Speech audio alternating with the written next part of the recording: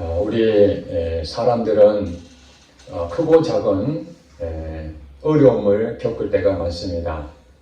그 일로 인해서 항상 불안한 마음을 가지게 되죠.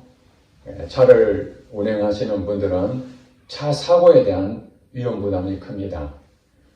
과거에는 연탄을 대부분 우리가 연료로 뗐기 때문에 연탄가스 중독으로 죽는 사람이 많았습니다.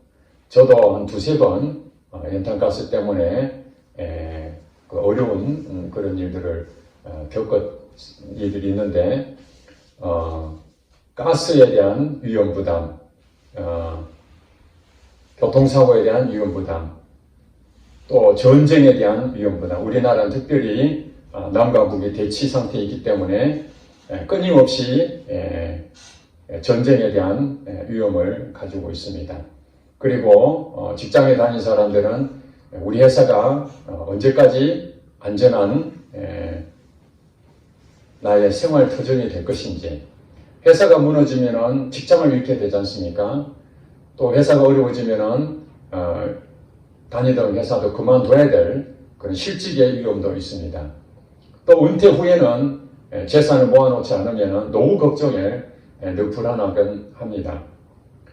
우리는 이 세상 살면서 항상 편안하기를 원하지만은 실질적으로는 편안하기보다는 오히려 위험 부담이 많고 불안하고 걱정하고 근심하는 일이 훨씬 많다는 것을 알 수가 있습니다.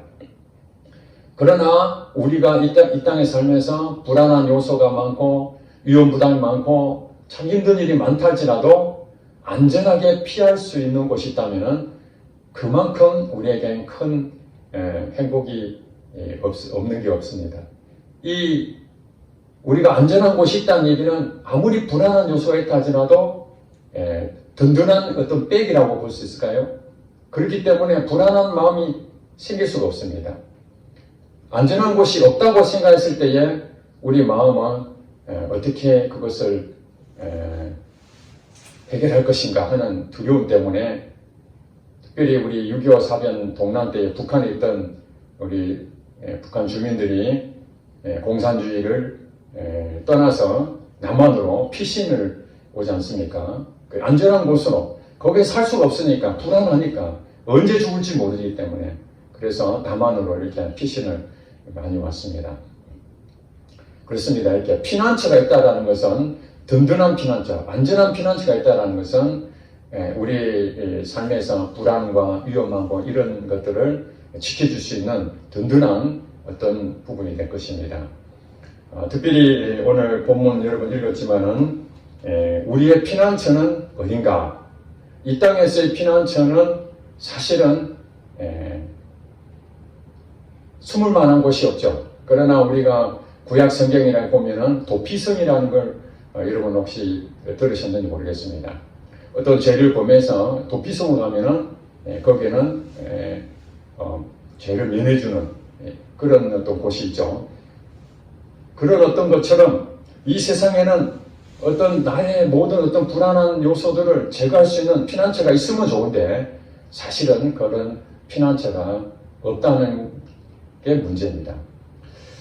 우리 영적이든 육적인 부분이든 늘 불안한 마음을 갖고 살고 염려하고 근심하는 가운데에 우리의 안전한 피난처가 필요한데, 오늘 성경에 보니까 하나님이 우리의 피난처다라고 그렇게 말씀하고 있습니다. 우리의 피난처. 우리가 위험을 닥친다든지 불안한 요소가 있을 때에 우리가 어디로 가면 됩니까? 피난처로 숨으면 되죠. 피난처로 숨으면 됩니다. 그것이 바로 하나님이 우리의 피난처라는 것입니다. 찬송가에 보면은 주 날개 및 내가 편안히 쉬네 라는 제목이 있습니다. 후렴에 보면은 주 날개 및 평안하다. 그것을 오늘 제목으로, 설교 제목으로 붙인 주 날개 밑이 평안하다. 우리가 날개가 있는데 그 날개 안에 있다는 것은 품는다는 것이죠. 외부의 침입자로부터 막아주는 역할을 날개로 이렇게 딱 보호해주는 그런 역할을 하는 것입니다. 암탉이 병아리를 이렇게 보호하듯이 하나님께서는 주님 믿는 자녀들이 하나님 앞에 피난처로 삼을 때에 이렇게 암탉이 병아리를 앉듯이 피난처 역할을 해준다는 것입니다. 그리고 피난처시고 그 다음에 힘이시다. 우리는 힘이 없지만, 병아리는 힘이 없지만 암탉은 어미로서의 병아리를 보호할 수 있는 능력이 있거든요. 그렇기 때문에 병아리들은 놀러 다니다가 암탉 엄마 품으로 돌아와. 그게 피난처이기 때문에 위험한 곳이 있을 때 혼자 다니다가 어떤 잘못된 걸 만나면 죽을 수도 있지만은 얼른 엄마 앞에 오면은 엄마가 다 안아주잖아요.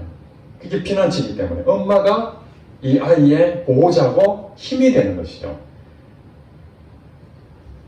그래서 하나님께서는 우리에게 말씀합니다. 환난 중에 만날 큰 도움이 바로 하나님이시다는 거예요. 환난을 만나면 불안하고 걱정이 되고 근심이 되는데 그게 가장 큰 도움이 되시는 분이 바로 하나님이시다. 그렇게 말씀하고 있습니다. 이번 한 주간 동안 말씀을 준비하면서 우리 성도들에게 어떤 말씀을 전할까 그렇게 묵상하는 가운데에 오늘 시편 46편의 말씀을 주셨는데 제가 다시 읽어보니까 이 내용에 대해서는 여러분들이 모르는 사람이 아무도 없을 것입니다. 하나님 우리의 피난처가 되시고 힘이 되시고 환난 중에 만날 큰 도움이 되신다. 하나님이 나를 지켜주신다. 나를 보호해 주신다.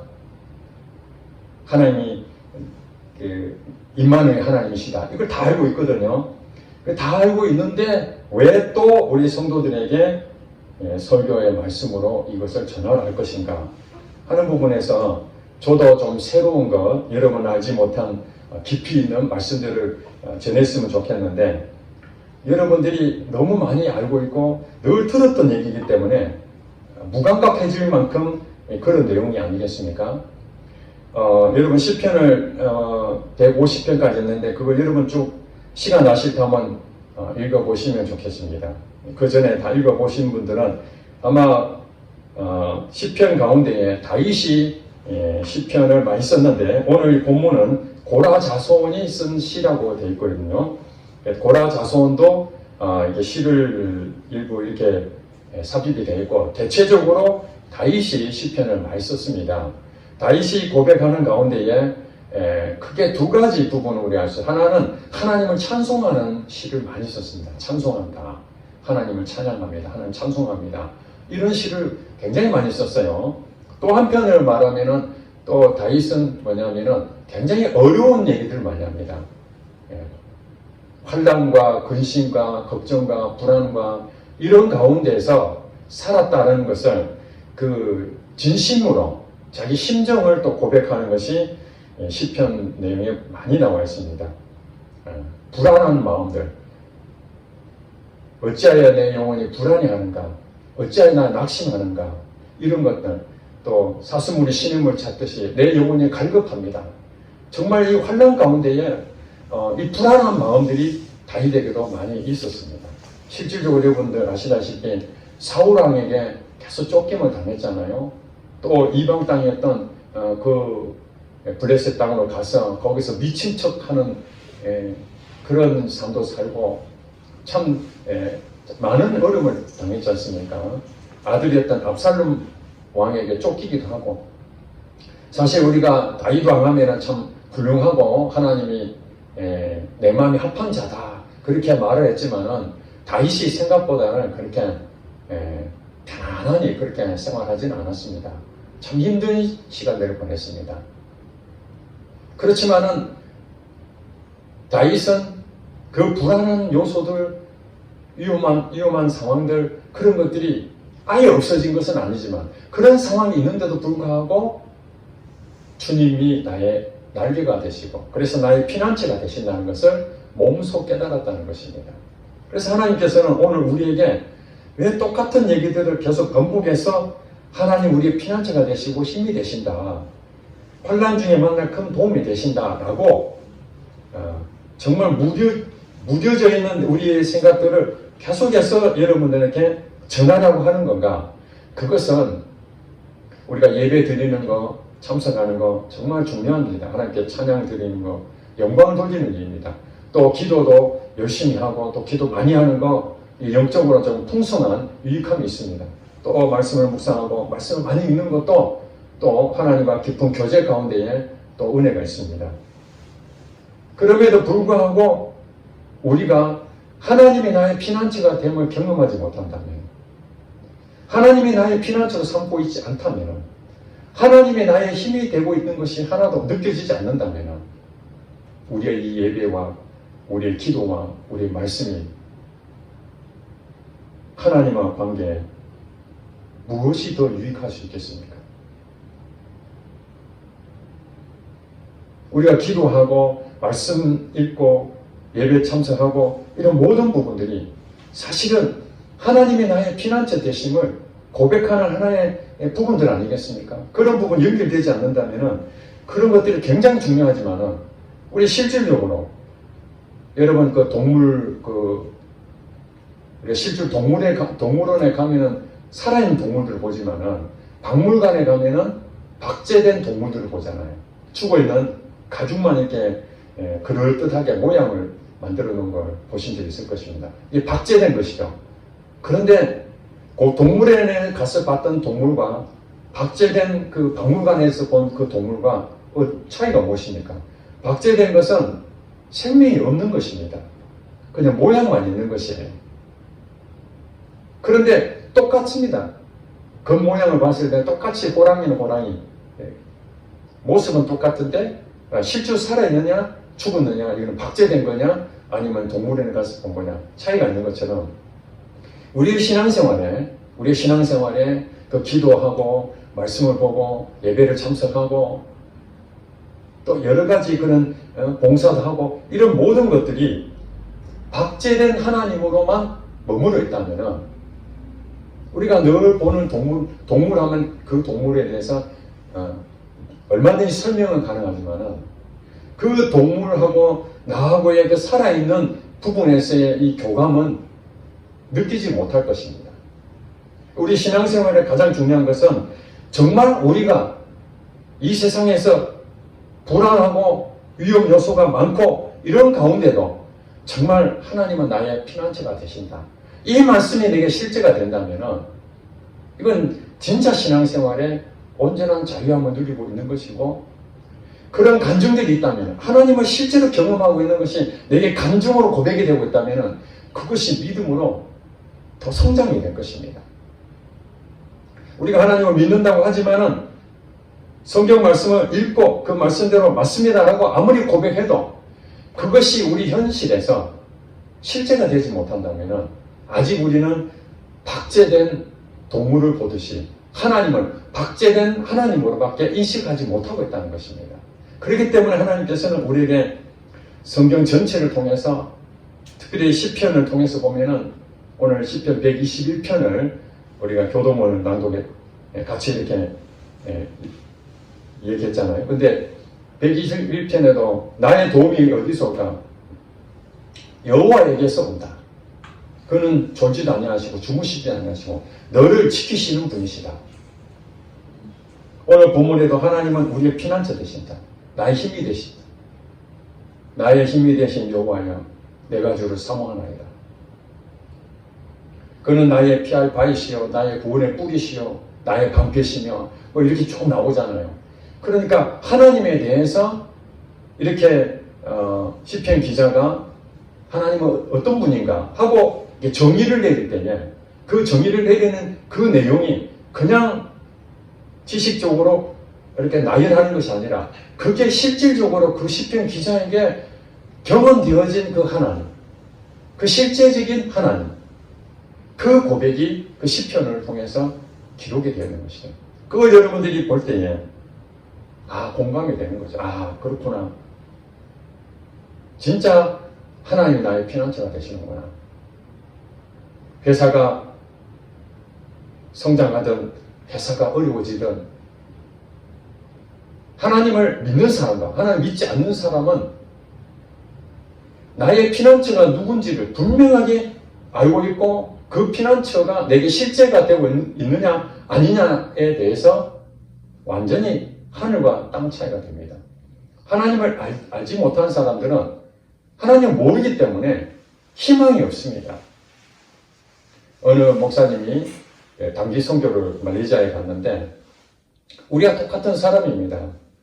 말레이시아에 갔더니 거기에 잘 사는 그 도시 말고 그 오지라고 그러잖아요. 오지. 정말 산골 사람 별로 살지 않는 거기 가니까 원시 시대의 사람들처럼 그냥 중요한 부분만 가리고 그냥 모든 삶이 현대의 삶이 아니라 고대에 있던 그 삶을 오지에서 지금 살아가고 있는 거예요. 그냥 어떤 일이 생기게 되면 천재지변이 일어나지 않겠습니까? 준비된 게 아무것도 없으니까. 그런 천재지변이 일어나면은 그냥 두려워 떨고 우상을 숭배하고 왜 그렇겠습니까? 불안하니까. 자기 일 안 되니까. 그들에게는 피난처가 어딘 줄 모릅니다. 왜냐하면 하나님은 모르니까. 그런 사람들은 희망이 없는 것이죠. 피난처가 없다는 것은 희망이 없는 것입니다. 그저 되는 대로 살아가는 거예요. 위험부담이 생기면 불안을 안고 두려워 떨면서 그래서 그것이 해소되면은 드디어 그래도 이거 해결됐구나. 다음에 또 어떤 부분이 돌아오면 또 불안해하고 이렇게 사는 것이 그들의 모습이라는 걸 보고 너무 가슴이 아팠다는 것입니다. 본인이 믿는 하나님은 나의 피난처가 되셔서 나는 희망이 있는데 저들은 희망이 없구나. 그렇습니다. 하나님을 모르는 사람들은 그들이 아무리 돈이 많이 가지고 있어서 그것이 나의 피난처처럼 보이지만 그 돈은 언제 날아갈지 모릅니다. 자기 지위가 나의 피난처처럼 생각하지만 그 지위가 언제 떨어질지 모르는 것입니다. 주변에 많은 사람을 사귀어서 나의 친구들이 많다고 해서 내가 어려워지면 친구들이 많이 도와줄 것처럼 보이지만 그거는 본인 생각이지. 정말 어려워지면 그 친하게 지냈던 친구들도 배신할 수도 있는 것입니다. 왜냐하면 인간은 약하기 때문에 든든한 나의 백이 될 만한 사람들은 아무도 없습니다. 예수를 믿지 않는 사람들은 그렇기 때문에 겉은 멀쩡하고 안 그런 척 자신감 만만하게 그렇게 과시하고 있지만은 속으로 두려워 떨고 이거 다 없어지면 어떡하지? 불안해하고 회사가 무너질 것 같이 보이면은 잠도 못 자고 그런 마음들이 생기는 것입니다. 근데 사실 저도 하나님은 나의 피난처라고 성경에 말씀하시는 부분에서 내가 믿었지만은 내가 하나님에 대해서 경험이 있었지만은 한편으로는 하나님 믿지 못하고 두려워하고 불안해할 때가 있었습니다. 내가 거래하던 기업체가 부도 위기설에 소문을 듣고 난 뒤에 하나님이 나의 피난처가 되신다면 그 회사가 무너지든 그 회사가 바로 세워지든 하나님은 나의 선한 길을 인도하실 것이야. 이렇게 믿어야 되는데 그것이 경험이 없다 보니까 그 회사가 무너지면 안 된다고 계속해서 기도하는 것입니다. 1년 동안이나 하나님 이 회사 무너지면 안 됩니다. 무너지면 나도 무너집니다. 사실 이 회사가 무너진다고 내가 무너지는 건 아니거든요. 그러나 내가 가지고 있는 전체를 봤을 때 이 회사가 없어져 버리면 수입원이 끊어지고 그 다음에는 계산해보면 답이 나오잖아요. 또 어떤 회사를 거래를 해야 될지 이만한 회사를 또 만날 수 있을지 내 능력이 감당할 수 있을까 온갖 계산해봐도 답이 없으니까 불안해하고 염려하고 계속해서 하나님 이 회사를 살려주세요 살려주세요 1년 동안이나 살려달라고 했는데도 내 마음이 평안하지 않는 거예요.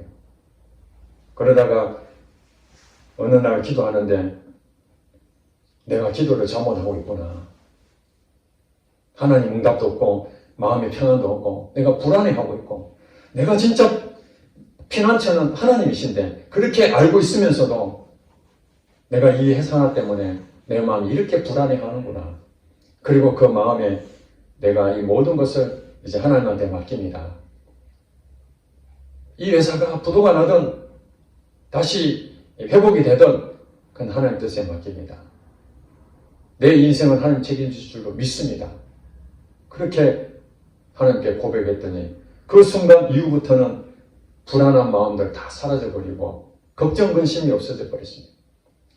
1년 동안이나 내 마음속에 불안해했던 그 마음들이 정말 하나님이 나의 피난처가 된다라는 그 고백을 통해서 불안한 마음들이 다 사라지는 그런 경험을 하게 됐습니다.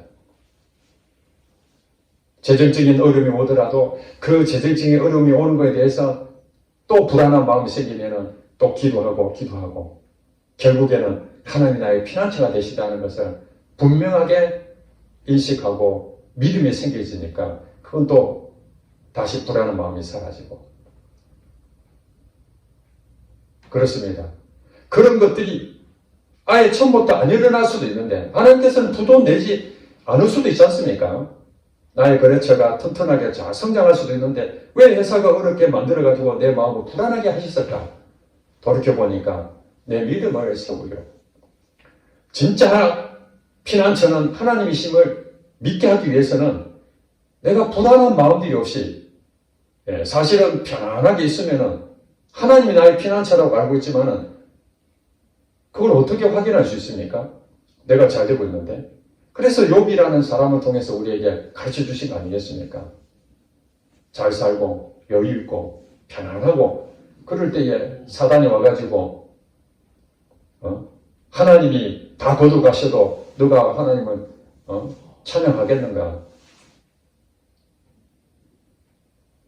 그래서 하나님께서 다 거둬갔는데도 불구하고 주신 자도 하나님이시요 거두신 자도 하나님이시다. 내가 하나님만 찬양한다. 그렇게 고백했지 않습니까? 이것이 바로 하나님이 나의 피난처시고 하나님이 나의 공급자 되심을 우리 인생 삶에서 불안하고 걱정되고 환난을 만나고 힘든 일이 생기는 그 부분이 바로 오늘 시편 기자가 고백한 것처럼 하나님은 우리의 피난처시요 힘이 되시고 환난 중에 만날 큰 도움이시라는 것을 우리 삶의 실제가 되는 것을 경험하게 하시기 위해서 베풀어 주신 줄 믿습니다. 그 다음에 뭐라고 얘기해요? 그러므로 하나님이 나의 피난처 되심으로 땅이 변하든지 산이 흔들려 바다 가운데 빠지든지 바닷물이 솟아나고 뛰놀든지 그것이 넘침으로 산이 흔들릴지라도 우리는 어떻게 하자고요? 두려워하지 아니하려는다. 두려워하지 아니하려다. 이 세상엔 두려울 것이 있죠. 보세요. 땅이 변하든지 산이 흔들려 바다 가운데 여러분 산이 흔들려 바다에 빠진다는 얘기 무엇입니까? 홍수가 난 것처럼 그냥 물이 집어 삼켜버리잖아요. 바닷물이 솟아나고 뛰놀든지 그것이 넘침으로 산이 흔들릴지라도 천재지변 말하는 거 아닙니까? 이런 쓰나미 같이 바닷물이 그냥 한 마을을 그냥 덮쳐버리고 지진이 일어나고 여러분 지진이 일어나는 거 보셨지 않습니까? 그냥 땅이 푹 꺼져버리고 같이 있던 그것이 어디로 가버리고 다 사라져버리고 수만 명, 수십만 명이 하루아침에 그냥 완전히 사라져버리는 이런 일들이 실제적으로 일어나고 있잖아요. 실제적으로. 그런데 하나님이 나의 피난처 되시고 하나님이 나의 힘이 되시고 환난 중에 만날 큰 도움이시다면은 우리 삶 가운데에 이런 천재지변이 일어난다 할지라도 우리는 두려워할 필요가 없다. 이런 일이 안 일어난다고 얘기하는 게 아니잖아요. 그렇죠? 하나님이 우리의 피난처 되시니까 이런 일은 없다 이게 아니라 그런 일들이 일어난다 할지라도 우리는 두려워하지 아니하리라. 여러분 개인적으로 불안해하는 마음이 있을 것입니다. 어떤 부분에서 하나님을 믿지만은 어떤 부분에서는 거기에 대해서 나 자신을 내가 못 믿을 때가 있어요. 내가 뭘 하자고 해놓고 잘 안 된다든지 또 염려가 된다든지 그건 사람마다 다르겠죠. 또 크기도 다릅니다. 믿음의 분량도 다릅니다. 신앙생활도 다 다릅니다. 그래서 거기에 대해 불안한 마음이 있다면 그것이 바로 무엇입니까? 오늘 이 본문 말씀을 믿으라는 거예요. 하나님은 나의 피난처가 되신다. 염려하지 마라. 염려하지 마라. 그건 염려가 되잖아요. 그러면은 이게 무엇입니까? 염려가 없어지는 것이 아니라 염려가 있는 것이 당연한 거예요. 그러면 이것이 왜 일어나겠습니까? 이 염려거리 때문에 하나님이 나의 피난처 되는 것을 실제로 경험할 수 있는 기회라는 거예요. 기회. 그 염려, 불안한, 근심된 그런 모습들이 우리에게는 불안하고 이런 것 때문에 불편하고 삶에 의욕이 안 생기고 짜증이 나고 이런 상황이지만 하나님을 모르는 사람들은 이런 것들이 불편하기 때문에 막 거절하고 막 그냥 짜증이 나고 희망이 없지만은 우리 믿는 사람들은 그런 것이 올 때에 어떤 마음을 가져야 된다고요? 아, 하나님이 나의 피난처시지. 하나님이 나의 힘이 되시지. 이 불안하고 염려, 금신거리들이 내게 있지만은 이거 하나님께서 다 해결해 주신다고, 나를 지켜주신다고, 나를 안전하게 보호해 주신다고 말씀하셨으니까 내가 두려워할 이유가 없다. 라고 생각하고 기도했는데 여전히 불안하다. 그러면 어떻다는 거예요? 계속 기도하라는 거예요. 그 기도가 무엇입니까? 하나님을 믿고 기도하라는 거예요. 하나님. 이 약속의 말씀을 믿고 기도하라는 거예요. 오늘 46편 1절 말씀을 여러분들이 붙잡아라는 거예요. 저도 때로는 연약한 인간이기 때문에 어떤 부분은 믿음으로 그것을 충분히 극복해서 두려움이 없는데 어떤 부분은 저의 그 연약한 부분이 있거든요. 그 연약한 부분 때문에 불안해하는 게 있습니다.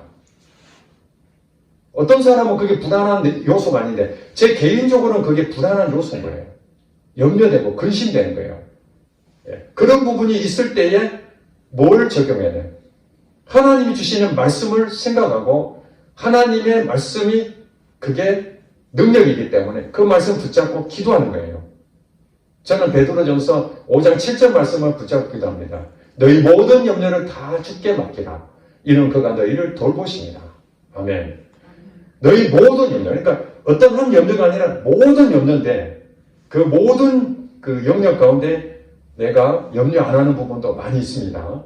내가 능히 그것을 두려워하지 않는 부분이 많이 있지만은 그러나 어느 부분에서는 연약함 때문에 그것이 염려가 생기면은 바로 베드로전서 5장 7절 말씀을 딱 갖다 대놓고 너희 모든 염려를 다 주께 맡기라고 그랬지. 하나님이 돌봐주신다고 그랬지. 그래, 지금 이것도 그 모든 안에 포함이 되는 거 아니야. 이것을 맡겨버리라 했잖아요. 맡긴다는 얘기는 내가 근심 걱정하고 이것을 내 생각으로 판단하고 그걸 해결하려고 애를 쓰는 것이 그 맡기는 건 아니잖아요. 맡긴다는 것은 잊어버리는 거예요. 그냥 이거 줘놓고 나는 편안한 마음을 갖는 거예요. 찬송가 419장처럼 주 날개 밑 내가 편안히 쉬네. 주 날개 밑에 들어가서 두려워 떨고 있다면, 엄마 품에 들어와 있는데도 두려워 떨고 있다면 이거는 완전한 자유함이 아니잖아요.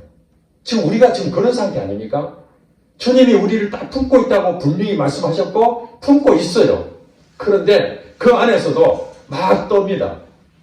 물론 과거의 그 트라우마라든지 과거에 내가 좋지 않는 그런 것들이 연상이 돼서 그렇지 않겠습니까? 그게 해소가 되면은 전혀 문제가 없는데 그런 경험들이 안 좋은 경험들 때문에 실제로 일어나지 않는데도 그냥 그 불안해하고 그럴 수 있거든요. 그런 것들은 이제 주님 안에서 자유함을 누리기 위해서 계속 기도하고 그 불안한 요소들이 사라질 때까지 우리가 뭐 한다고요?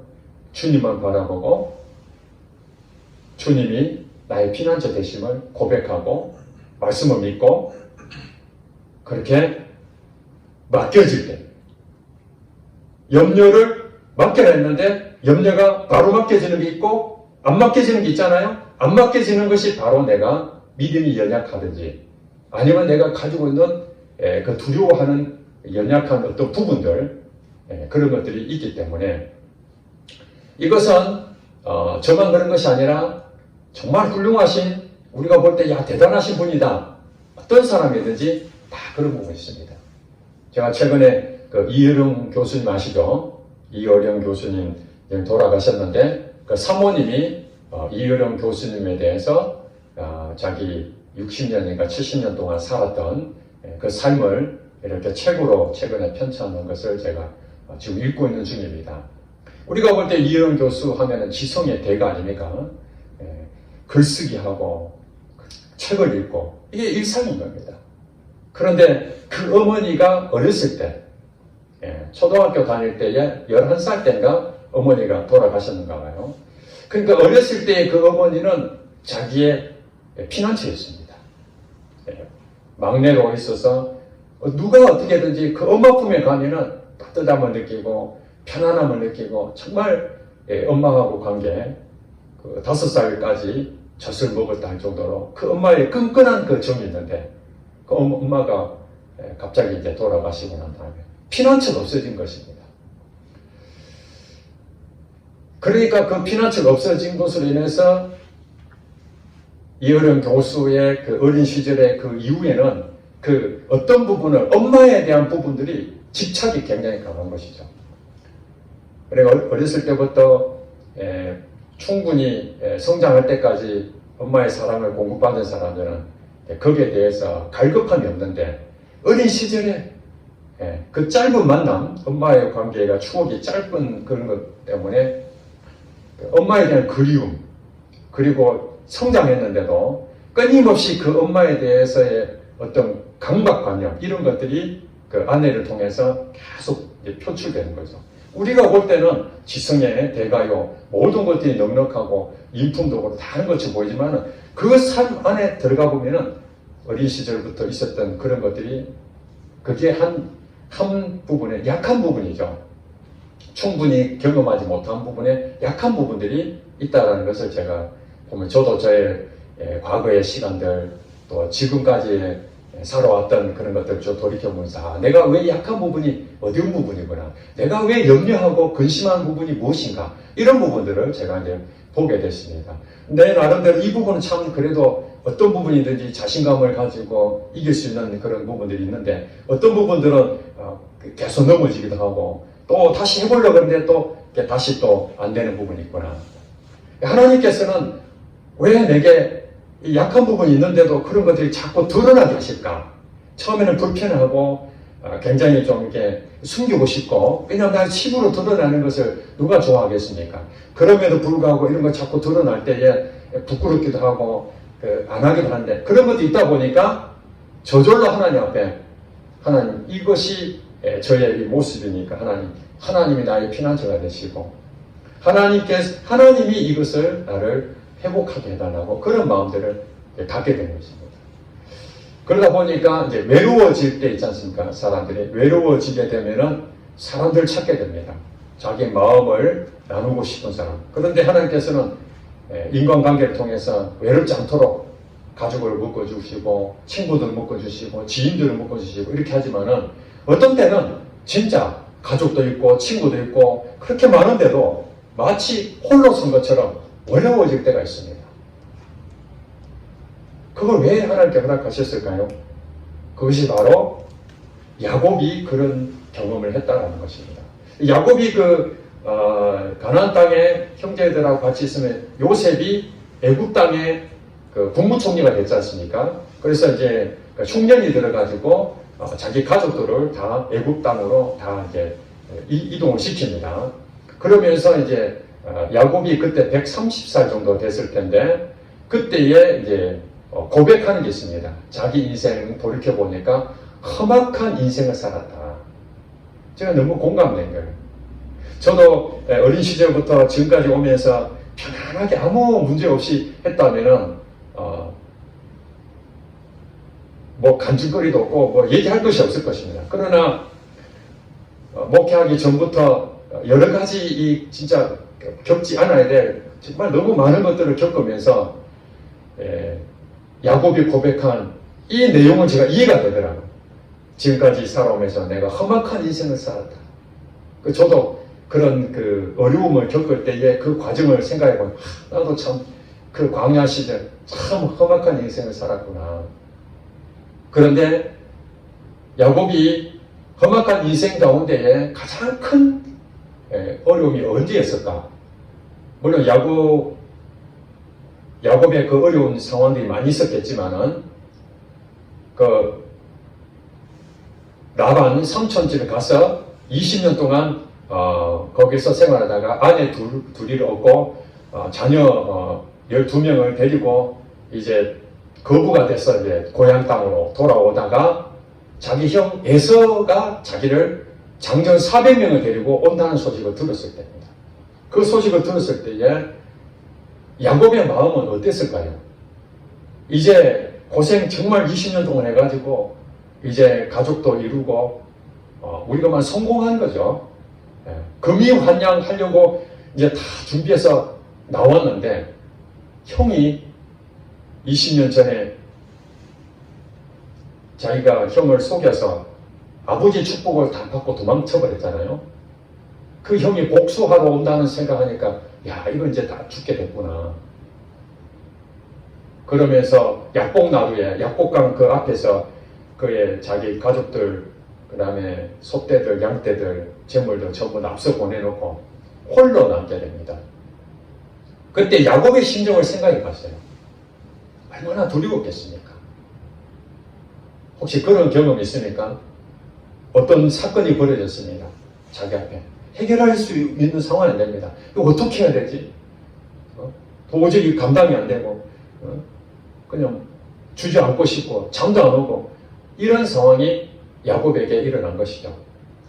그때 야곱은 홀로 있었습니다. 가족도 있고 또 재물도 있고 다 이루었지만 하나님께서는 야곱을 홀로 남겨두셨다고 보여집니다. 혼자 있었을 때 얼마나 외로웠겠습니까? 이것이 바로 피난처가 필요하다는 것을 하나님께서 가르쳐 주신 거 아니겠습니까? 든든한 것들이 하나도 없고 홀로 남았다는 것은 이제 자기에게는 아무것도 의지할 것이 없다는 것입니다. 홀로 남았다는 것은. 그러니 야곱에게는 진짜 피할 길은 도대체 누가 있겠나? 하나님밖에 없으니까.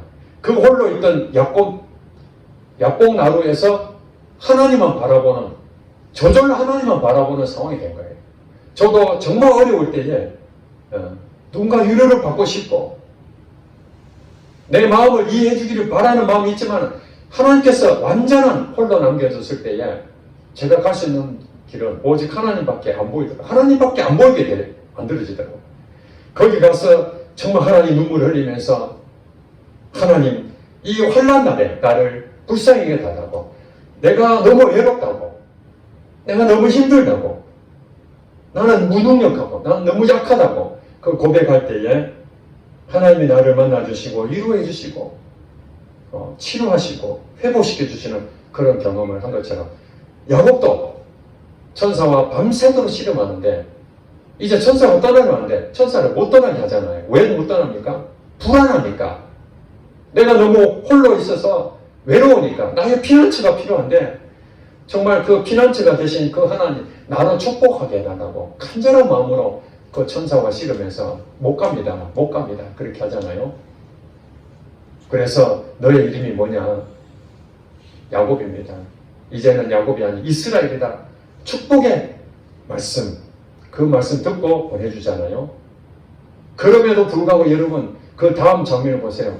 바로 마음이 평안해서 형을 즐거운 마음으로 만나러 갔느냐? 아닙니다. 그렇게 하나님이 주신 말씀, 축복의 말씀을 주셨는데도 불구하고 마음이 여전히 불안한 마음에서 형을 얼굴 어떻게 봐야 될까? 걱정, 근심. 그러면서 형을 만났는데 상황이 바뀌어버리죠. 형이 와서 완전히 껴안아주고 그때서 알았죠. 하나님 나는 진짜 피난처시구나. 진짜 피난처시구나. 여러분, 야곱만큼 간사한 자가 어디 있습니까? 야곱만큼 깨돌이가 어디 있습니까? 우리가 볼 때, 우리가 말하면은 야곱은 이렇게 나의 모델로 삼고 싶지 않잖아요, 사실. 이런 삶을 살고 싶지 않잖아요. 야곱 같은 삶을 살고 싶지 않잖아요. 그런데 여러분 보세요. 이스라엘의 이름이 어디서 나왔다고요? 야곱으로부터 나왔다는 거예요. 여러분 참 재밌는 거 아닙니까? 이 간사하다는 그 야곱의 이름이 이스라엘인데 그 이스라엘 백성이 그 이름이 바로 야곱으로부터 나왔고 그 12명의 지파가 야곱으로부터 시작된 거 아닙니까? 우리는 그걸 담고 싶지 않는 참 연약하고 부족하고 찌질이 같고 존경받을 게 하나도 없는 그런 야곱이지만 하나님께서는 나의 피난처로 삼는 그 야곱을 너무 사랑하셨던 것 같아요. 바로 오늘 우리도 그렇습니다. 우리 대한민국이 정말로 가난과 전쟁 폐허 속에서 세상에 아무도 알아주지 않는 조선 땅, 세국 정치 때문에 서구 열강 가운데 그냥 집을 삼키면 그냥 어디든지 끌려다니는 그런 무능력한 우리 땅 아닙니까? 선교사들이 와가지고 하나님이여 이 땅을 보니 참 참 이 미개한 이 민족, 이 어떻게 하면 좋겠습니까? 꼭 야곱 같지 않습니까? 우리 대한민국이 그런 땅에 하나님 선교사를 보내셔서 하나님 이곳에 하나님 나라가 세워지기를 기도합니다 했는데 100년이 지나서 오늘 대한민국이 이렇게 번듯한 나라로 세워졌지 않습니까? 누가 하셨습니까? 하나님을 피난처로 삼은 이 대한민국에 믿는 사람들이 기도하고 또 그렇게 살았던 것들이 실제가 되는 것입니다. 그래서 또다시 대한민국이 지금 위기 가운데인데 지금 불안하고 걱정하고 낙심하고 좌절스러운 이 상황에서 우리에게 주시는 하나님의 말씀이 무엇입니까? 이런 것이 일어나지 않으면 편안한데 왜 이런 일이 우리에게 일어났나? 왜 우리 민족에게 다시 또 이런 아픔이 일어났나? 그런 걸 생각하면 무엇입니까? 그동안 하나님이 나의 피난처 되신다는 것을 또 잊어버리느냐? 과거에 그 조선 땅에서 이만큼 하나님께서 세워주셨던 그 하나님, 피난처신 하나님, 그것을 또 잊어버리고 다시 불안해하고 걱정하고 염려하고 마치 이 나라가 완전히 다 없어질 것처럼 그렇게 염려할 필요가 없다. 하나님이 계신다. 이 회사가 없어지면 나는 이제 먹고 살 길이 없다. 그 회사가 하나님께서 붙잡으면 절대 망하지 아니할 것이고 망한다 할지라도 또 새로운 직장을 주실 것이야. 은퇴 후에 노년에 대한 부분도 네가 두려워할 거 없어. 네 생명 내 것이야. 너의 몸도 내 것이야.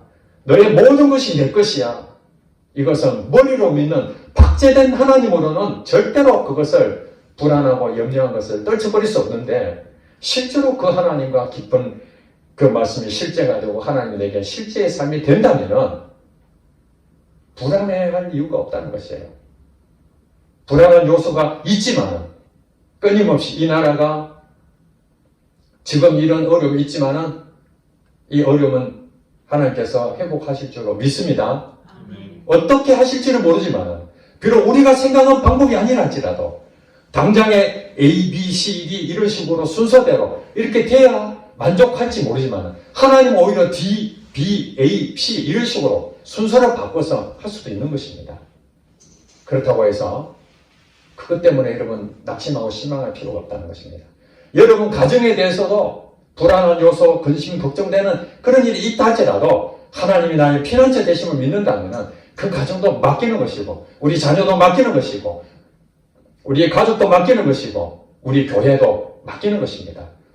우리 교회에 대해서 하나님이 계획하시고 있는 것이 있기 때문에 세워주셨다면 하나님께 이 교회에 대해서도 반드시 하나님 일을 하실 것이고 비록 지금은 우리가 볼 때 참 부족하고 약해 보이지만 찌질이 같은 꾀돌이 같고 간사한 야곱도 하나님께서 이스라엘의 그 이름으로 세워주신 하나님 험악한 인생을 살았지만 나의 피난처가 되신다고 고백했던 그 야곱의 하나님 그래서 하나님 뭐라 그럽니까? 나는 살아있는 하나님으로 아브라함이 하나님, 이삭의 하나님, 야곱의 하나님이다. 그 하나님이 바로 저와 여러분의 하나님 되실 줄로 믿습니다. 기도하겠습니다.